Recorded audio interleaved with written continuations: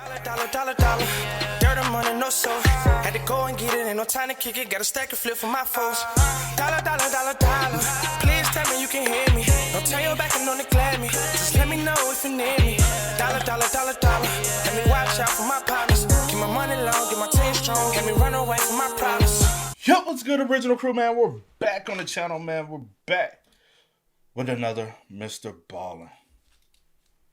Today's video, we got these creepy twins are straight up out the X-Files. Y'all, we tried to do this video the other day and everything just shit on us, man. It was so sad and tragic, y'all. For real. We was geared up to get to work, man, and stuff went out, bro. I was like, it was due to all the snowstorm stuff, man. Hopefully y'all was safe. You watching this and you was impacted by it. Hopefully, I don't know when it's coming out, but hopefully everybody was safe and everything. Because, you know, we be dropping so much content, so I don't know when stuff go out. But I was about to say something else and I forgot. Don't worry about it. Dang. Was it pertaining to... Yeah. It was pertaining to... the storm? Yeah. Oh. But hey, with that being said, before we get into it, make sure you check out the links in the description box. Down below. You already know where to go if you want to first support. All you got to do is check out down below. Also, if you enjoyed today's video, like it in with a thumbs up. Hey, man. Also, if you're new around here, you haven't already, make sure you hit the subscribe button, man. We're on a go to 300K, and we can't get there without you. So we need... Where's my verbiage going today? We need each and every one of y'all to hit the subscribe button. Join the family, join the fun. I don't know what's going on with me. Maybe I need to shut up talking. So let's go. Let's check it out. Let's see what's about. You ready? Yeah, I'm ready. Today's story is... Geez, sorry, guys. Today's story is really, really weird. It's basically like a cross between medical mysteries and a full-blown supernatural story. But independent of what you believe in terms of what actually happened here, what you're going to hear about is totally bizarre, just inexplicable behavior that was documented over and over and over again over many years. And so even if you think this is fully rooted in science, I'm telling you, there's not really a great explanation for exactly what went down here.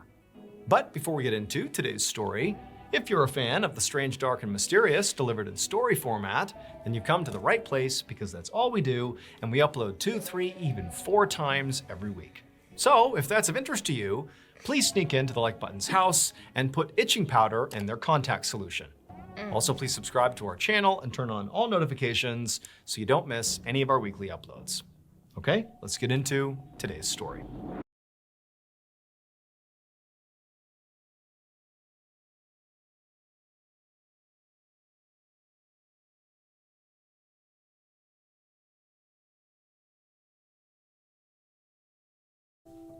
One afternoon in September of 1951, a 53-year-old father named Adolphus Eller carried a large cardboard box from his car toward a boarding house in the city of Winston-Salem, North Carolina. He took the box inside and then went down a hallway and then into the room where his 21-year-old daughters, whose names were Bobby and Betty, were busy unpacking. Now, for Bobby and Betty, they were both really excited about moving into this boarding house. They had recently decided to, at the same time, move out of the home they'd grown up in, which was in a town about an hour away, which is where their dad, Adolphus, and his wife were currently living. They had decided to move here and get a job at a cigarette factory. They were both gonna work there and live in this boarding house, and it was like a big deal for them. They were, becoming adults. And so for them, they were really excited, but, for their dad, Adolphus, it was bittersweet. On the one hand, he was incredibly proud of them for becoming adults, so to speak.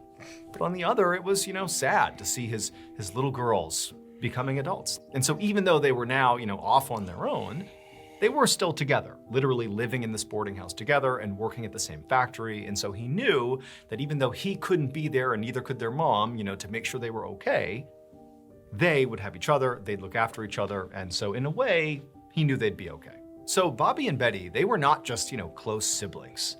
They were actually identical twins. I mean, they had a really, really deep bond that likely only comes with being a twin. And even amongst, identical twins who are very close with their sibling, it seemed like Bobby and Betty had like a really intense relationship that really went way past whatever was normal amongst identical twins. I mean, they really leaned into being identical twins. So they both were 5'3". They both had sort of round faces and dark hair, and they made sure they always styled their hair exactly the same way. But then just beyond their physical appearances being obviously very similar and, styling themselves to look very similar, they also had very, very similar personalities and interests, almost to the point where it was forced. They were both very social, very outgoing, and they both played the piano, and they sang in the glee club at school, and they both made good grades. But also, they seemed to share things that didn't seem possible really to share. For example, they had a tendency to get sick at the same time, but with illnesses that were not necessarily contagious. Like one time, Bobby had developed an abscess on one of her teeth, and she was really sick from it. And kind of inexplicably, Betty got an abscess in her tooth. Like, this is not something she could feign. It was like she just developed the exact same thing at the same time as her twin sister. And then any time, although it was pretty rare, that the sisters were different in some capacity, often because it was forced on them in some way, the sisters would very intentionally sort of do things to recorrect and become similar again. For example, when Bobby had to get glasses because she had bad eyesight, Betty begged to get glasses herself, despite the fact her vision was much better than Bobby's, but she still got those glasses so they could be the same. And now, their big move out of the house involved getting the exact same job at the same factory and living in the same room in the boarding house. And so it really was just a continuation of the same behavior they had always exhibited. Now, there was a part of Adolphus and also his wife that, secretly hoped that Bobby and Betty might eventually become more independent of each other. Like, that seemed like the healthy route for them to eventually take. Right. But as he set down the last box of their things on the floor and looked at his daughters, who had the same identical excited smiles on, he actually found himself feeling grateful that they were kind of taking this leap in tandem like they always would. He just felt like, you know what, I just feel like this is a good intermediary step. Let them be dependent on each other for now. It's a good bridge into adulthood. So eventually, after a few minutes, Adolphus said, okay, I'm going to take off now. Best of luck. I love you. Be in touch whenever you need to. And then he left and he headed back home. 2 years later, Adolphus set the dining room table while his wife finished cooking in the kitchen inside of their home in the small town of Pearl Lear, North Carolina. And Adolphus had just put down the last dinner plate when he heard a knock at the front door. And right away, he felt so excited because he knew that, it's the weekend and my daughters always come to visit me every weekend. That's them. Bobby and Betty are here. They're here for dinner. They're going to stay for the weekend. And Adolphus and his wife, they really cherished their time with their daughters ever since they had left to go to the factory. So Adolphus very excitedly heads to the door and he opens it up and he's really surprised at what he sees. It was Bobby, but Betty wasn't there. And when he said, where's Betty? Is she in the car? Bobby said, no. And then also Adolphus took stock of the fact. Let's see. Bobby's on the left, so she's the one original with glasses. And Betty's on the Is she in the car? Bobby said, no. And then also Adolphus took stock of the fact that Bobby had some luggage with her and she looked really sad, depressed almost. And he said, Bobby, what's going on? And she said, I hated my job at the factory. I hated it. So I just quit and I'm coming home. And Betty, she doesn't hate her job. She's going to stay. She's going to keep working at the factory and continue to live out there. Nah. And for Adolphus, this really is a huge shift in their behavior. This is not something that these twins ever really did. They did basically everything together. Even if one didn't necessarily want to do the thing the other was interested in, they would often just do the same things, again, to sort of mimic each other and be similar and just do everything the same. And so the idea that they're doing such drastically different things, one coming home and leaving the job, the other continuing to live out on her own, was just a huge departure. And then on top of that, Adolphus said to Bobby, he's like, okay, well, of course you can stay here. Of course you can come home, but where's Betty? Is she gonna be here for the weekend? Is she gonna come home and visit with you? She can keep working there, but is she visiting this weekend?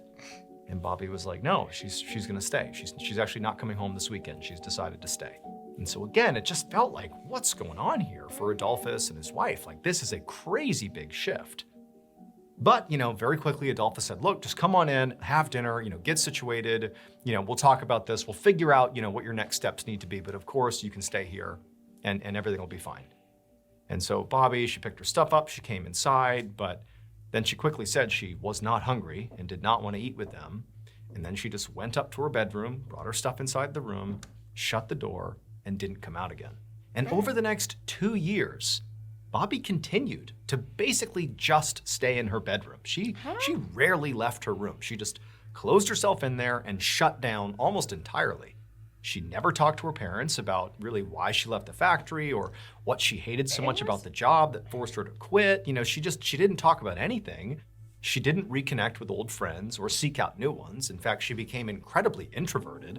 Whereas before, when she and her sister were both living under this roof, they both were very extroverted. They were always out doing social things. And now, Bobby is like a recluse in the room. She also was not showing any sign of making moves to change her current situation. Like she wasn't seeking a job. She wasn't looking for new opportunities. It was like she sort of had just declined to the point where she just was going to stay in her bedroom in perpetuity. But over the course of those 2 years that Bobby was home, there were several moments where she would sort of snap back and be herself again, the sort of extroverted, happy, social, normal version of Bobby that her parents were used to. And that was when Betty would come home from the factory to visit on the weekends. It was like when Betty walked in the door, Bobby became reanimated and became her old self. And the two just immediately fell into rhythm as if no time had passed, like there's no ill will towards each other about the fact that they're not working at the factory or living together anymore. It was like everything went back to normal. And then Betty would leave to go back to the factory and Bobby would go back to her room and shut the door. I wonder how Betty is outside. Cause right now we just getting Bobby's viewpoint. Yeah.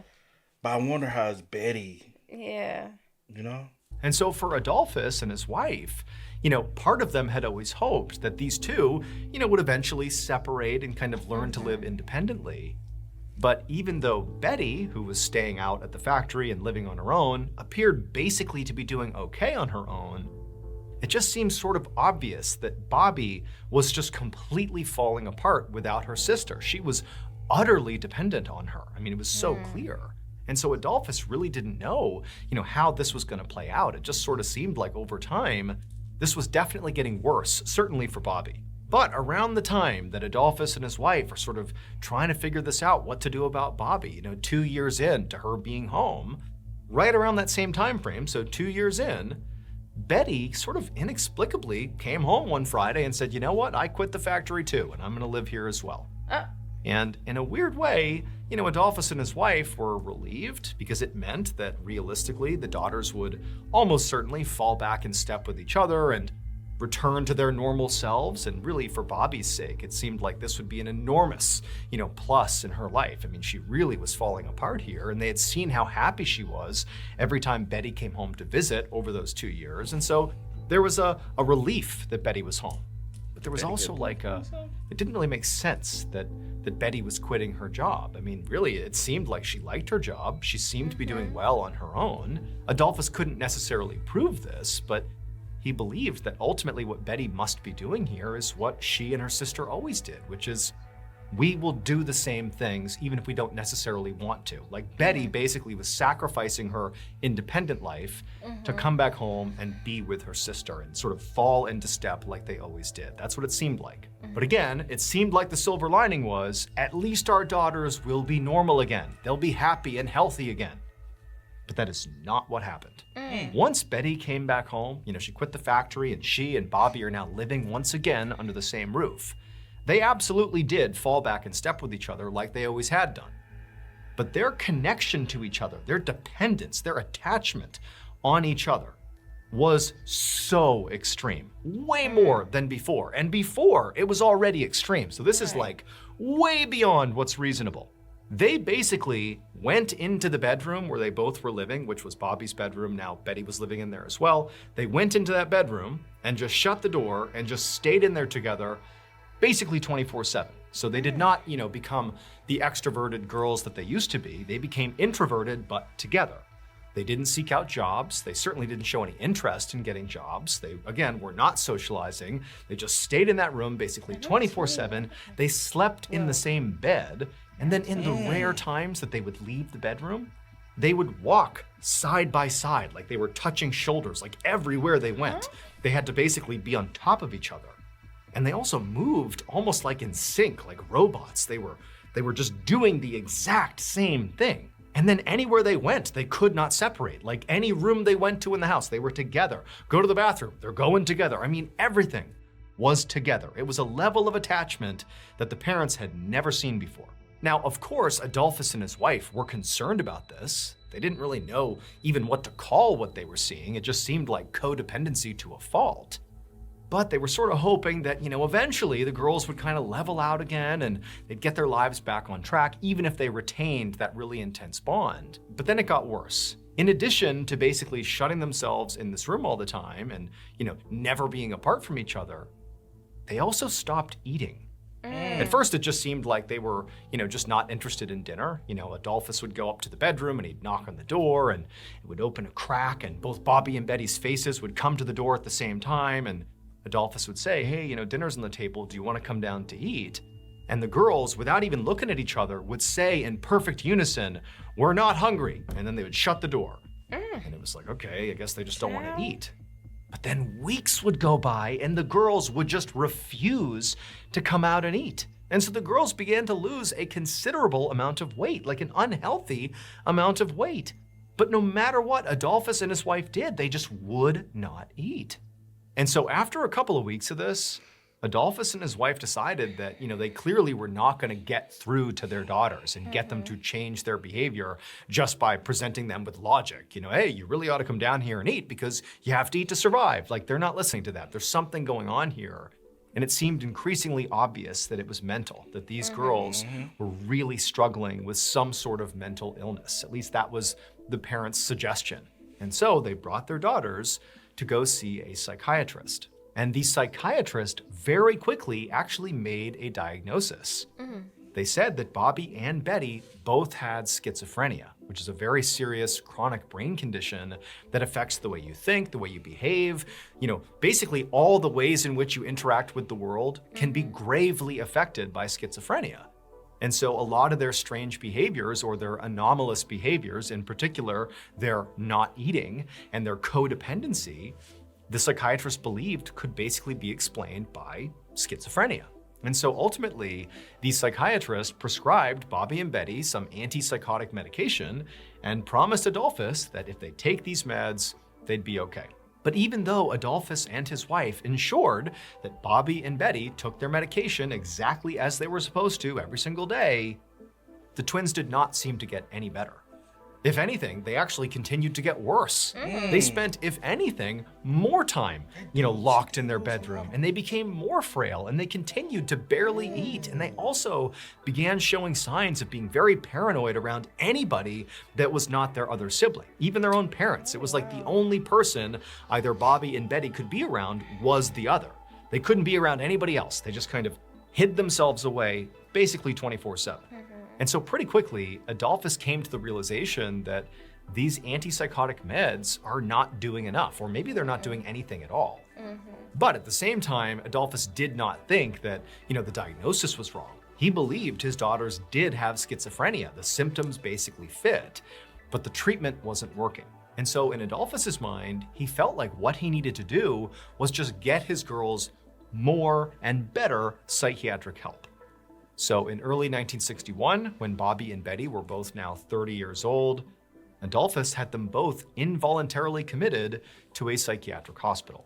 And at first, it seemed like this hospital stay was exactly what the girls needed.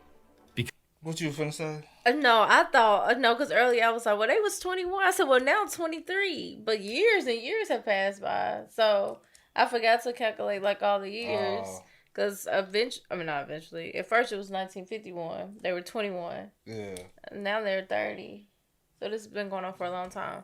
Stuck in one room, bro. Like, because I'm thinking, I'm like, because, twins do have that connection and a bond that nobody else really has. Yeah. And it's also mainly in a lot of twins, Mm-hmm. as they kind of feed off each other, Mm-hmm. and they don't have to be in the same room to feed off each other. They know when one is in pain, the others and feel it. They like something's wrong, Yeah. and it'd be like weird. I'm like, let us know if somebody watching this that might be a twin. Let us know if y'all experience, especially identical twins. Yeah. They know when the other is like upset, like mood. Because I wonder for those what was it, first 2 years when Bobby went back home. Yeah. Did it throw Betty off at all? At all, or did she just see how it was like how her sister or did was, it eventually? and then Eventually, she started feeling the emotions, even though they're miles apart, and it was so draining on her. She was like, "I have to just go back home and be with my sister." Or did she talk? Like, did she talk to you? Did she, or Because it seems like at one point Betty might have been like the character of the personality, and then when Bobby went into this mood, like sunken spot, it pulled Betty down. But you were finna say what? Though? That's what I'm about to say. No, you weren't. Yes, I was. I was about to say that. I was about to say, I'm wondering, like,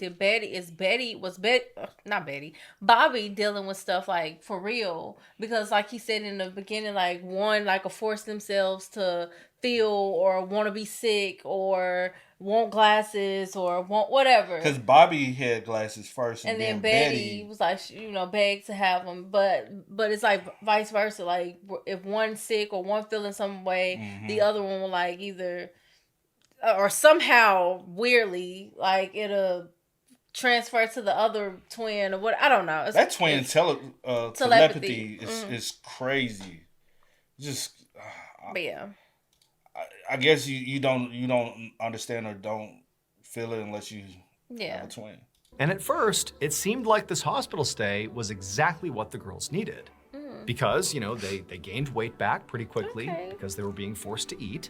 And they were also being monitored effectively 24/7, and they were given proper medication. And, they were just kind of comprehensively looked after. And so pretty quickly, they got better. And also the girls were allowed to stay in the same room together. They really never separated them, which was an important part of their recovery, is they had each other. And so after several weeks in the hospital, they were deemed, healthy and back to normal, so to speak.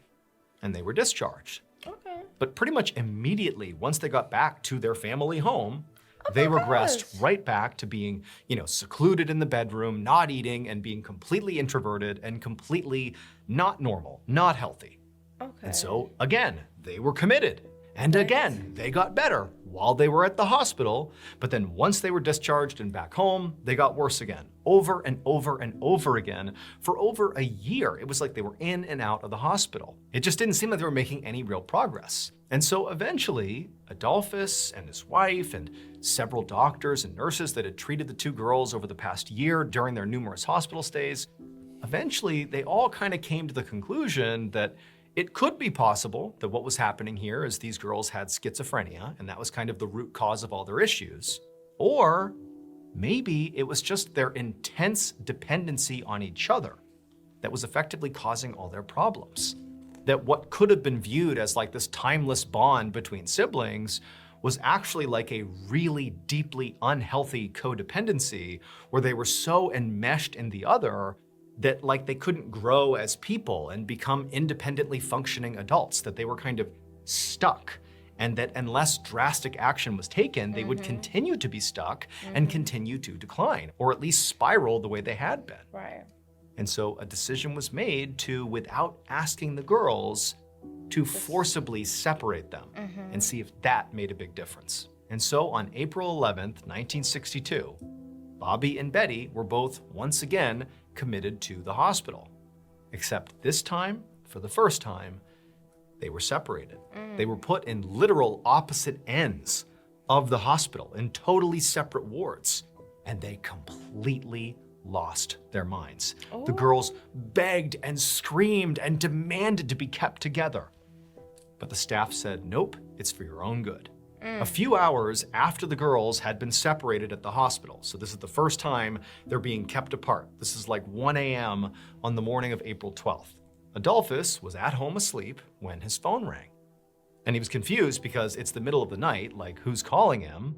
But when he picked up the phone, he heard a hospital doctor's voice on the other end, and the doctor sounded completely frantic, and he tried to explain to Adolphus what was going on. Adolphus was aware of the fact that the girls were going to be separated, but everything the doctor was saying about what had followed after the separation just didn't make any sense, and he was trying to clarify, like, what are you talking about? But the doctor finally just paused and then just clearly stated basically the disaster that had unfolded after the separation, that something they could have never planned for has happened, and even the doctor didn't really know what to make of it.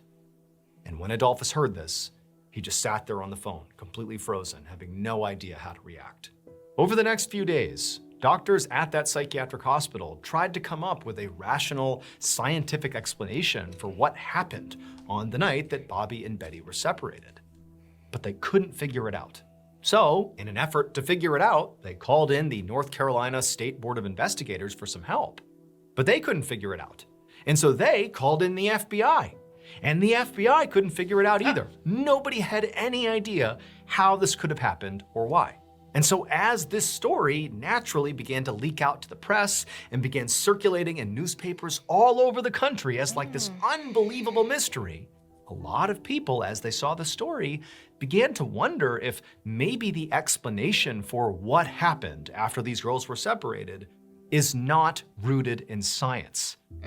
Maybe what happened is something that we as humans, we can't really understand, but it doesn't make it any less real. It would turn out at 12:55 a.m. on the night or early morning that Bobby and Betty were separated in the hospital. A nurse in the ward where Bobby had been moved to was doing her regular rounds. And when she got to Bobby's room, she found Bobby lying in her bed on her side, and she was dead. About 5 minutes later, at 1 a.m., a doctor went to check on Betty in the ward where she was on the other end of the hospital, and this doctor found Betty was also dead in her bed, lying in the exact same position that Bobby was. But the strange thing is there was no obvious sign of what killed them. There was no sign of illness. There was no sign of self-harm. There was no sign of violence or foul play. It was like inexplicably, both of these girls were just dead. And then even after doing multiple autopsies, nobody could figure it out. Like there wasn't a reason that they died. Forget foul play, forget how it happened. There wasn't a medical diagnosis for what killed them. They just suddenly died. And so the only real conclusion they had was that somehow the twins had died from no apparent cause at almost the exact same time. The twins' cause of death was officially listed as ill-defined and unknown. The only theory that anyone has been able to come up with about what happened came from one of the doctors who treated Bobby and Betty in the hospital. He believed that the twins were so distressed about being forcibly separated that they found a way to reunite by, quote, willing themselves to die. Basically, the twins' need, the spiritual, physical, emotional need to be with the other and having that taken from them was so strong, so powerful, that they basically forced themselves to shut down and die in hopes that their spirits could reconnect. But as crazy as that sounds, there's actually one more very strange detail about the way they died that seems to add a layer of credibility to the idea that whatever happened here is bigger than science. It's something paranormal, it's something supernatural, it's something else. And that was that when they found Bobby and Betty's bodies, just 5 minutes apart from each other on opposite ends of the hospital, they weren't just laying in bed in the same position as the other. No, it seemed like they were positioned sort of awkwardly on their bed. If you think about how a bed works, it's a rectangle and you lay vertically along the bed. The girls were found sort of a little bit at an angle on their respective beds, like they were sort of positioned in a non-natural, non-parallel way with their bed. They were sort of almost perpendicular to the flow of their bed. And at first it was just an anomaly about how they were found. Oh, they died and they sort of got into this position. But then somebody realized if you removed all the walls, just in your mind, if you removed all the walls between each of the rooms they were in, the way they were laying on the bed made sense because the girls, in their own way, positioned themselves to be looking exactly at each other when they died. Wow. That's crazy. That is. Thank you so I'm telling you that Wow. twin connection, especially identical twins. Identical twins, that connection is totally different. Let me ask you this: with your little cousin, they're triplets. Do they have a connection like that, or do even two of them have a connection like that? I don't know. You were just recently around them. I don't know if you had picked up on anything. Uh, You're not around them like that, but you know what I'm saying.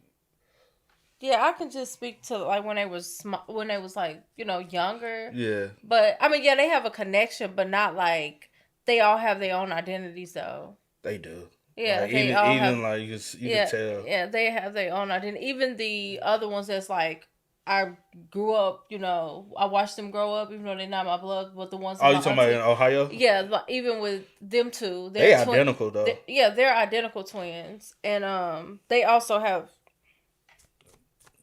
tissue.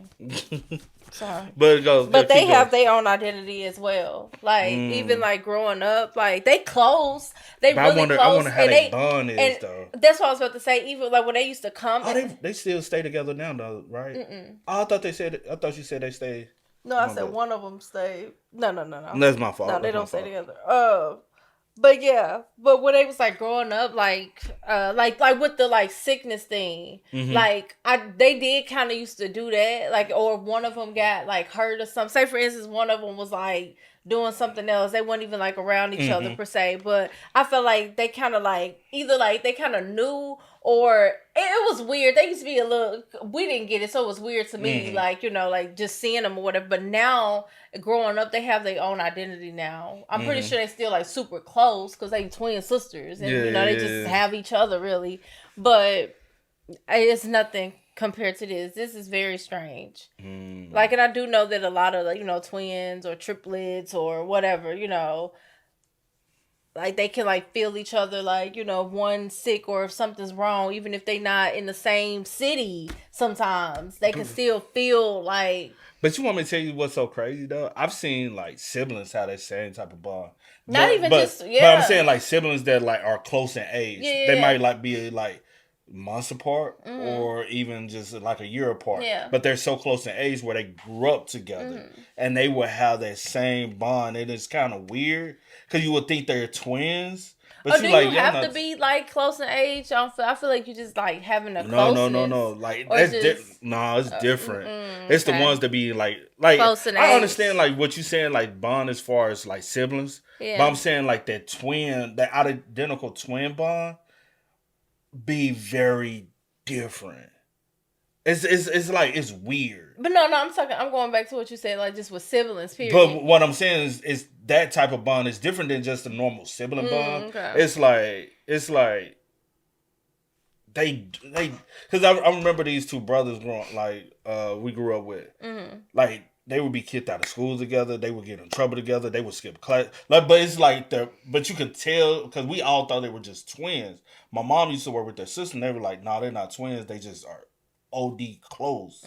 They was just always, but it was like certain things they would do. I'm like, you could tell. I'm like, y'all act and move like twins. They were like, nah, we ain't twins. We just brothers. And it's just like, hell no. And they were like just a year apart, but they bond was like a twin bond. They would dress the same. They would like do a lot of stuff, and you just like, but the bond was deeper than like just a traditional sibling close bond. Yeah, I feel you. And that's why we always thought they were twins growing up. I'm like, nah, bro. Like, they were in the same grade? Yeah, because they were number like a couple months apart.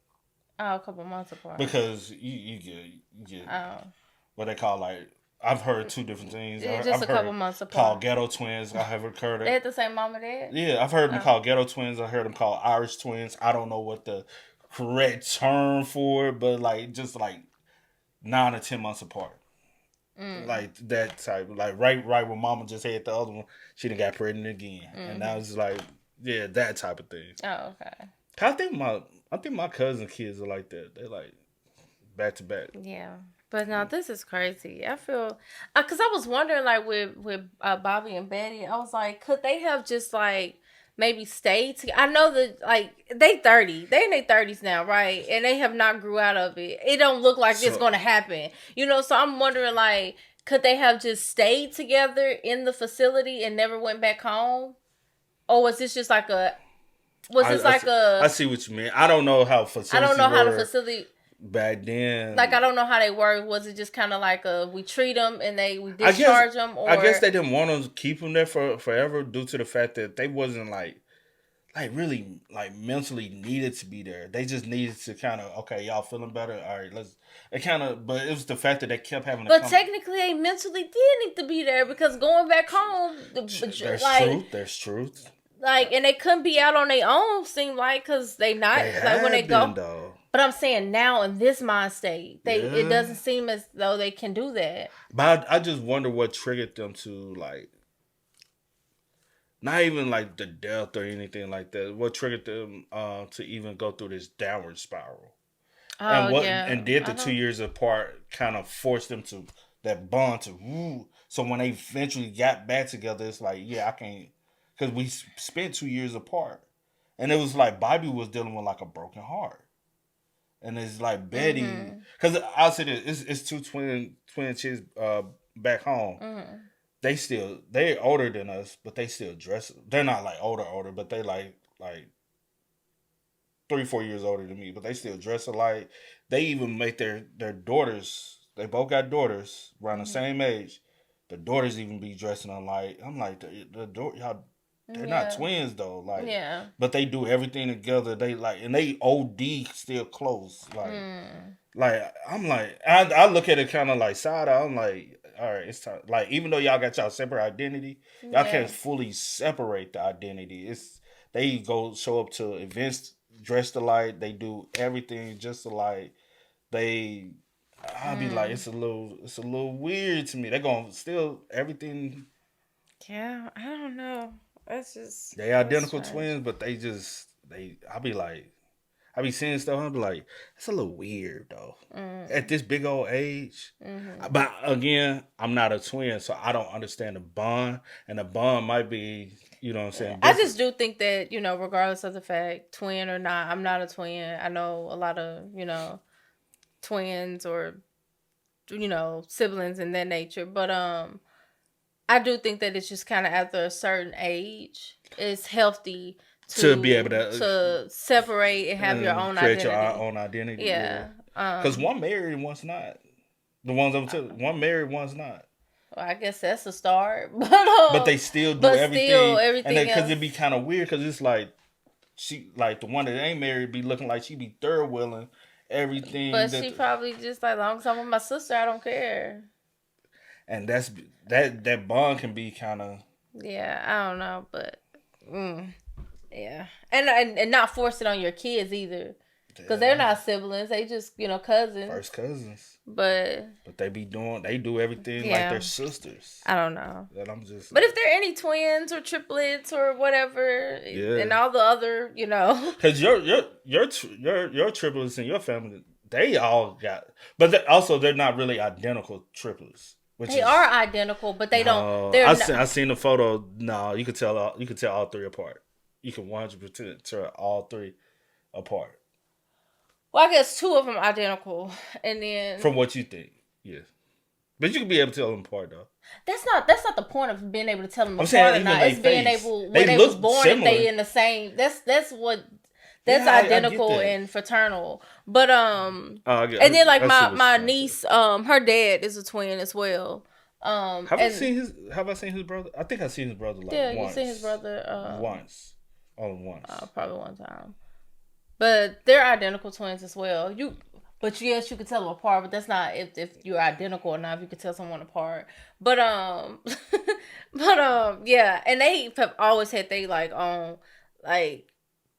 not the same. Well, they are the same in some aspects, but I know what you're gonna say in that aspect. Yeah, they are the same in some aspects, but it was never I feel like they could do things, apart. They were able to create their own identity. Create their own identity and stuff. And I guess that is healthy when it comes down to twins. You still have to let them hey, y'all can do a lot together, but at the end of the day, y'all are your own person. Yeah. And try to be able to, because I think sometimes with twins it'd be like sometimes they be, I ain't gonna speak, but some of them feel like they be in competition with each other.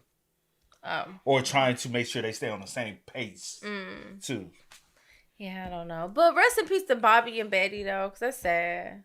Like, just everything sad, especially not, like, for their parents to not really, like, know and no one to, like, really understand or figure out, like, but how and also why. they're sad because I wonder if those they only It sounds kids. like it, yeah. Just them, and now they both died at the same time. That is and not really sad. have answers to, like, why are you doing all you can as a parent to try to get your kids help. Yeah. And love on them and try to just understand what's happening, and you really still don't really know, or I don't know, but I was sad though. Y'all spend what's up, man. Let us know y'all thoughts about it for us in the comments down below for us. But until next time, y'all know how it go, man. I do go by the name DJ New Kid. This is Sierra Nicole. We are. We are. Go and get it, ain't no time to kick it. Got a stack of flip for my folks. Dollar, dollar, dollar, dollar. Please tell me you can hear me. Don't turn your back and don't neglect me. Just let me know if you need me.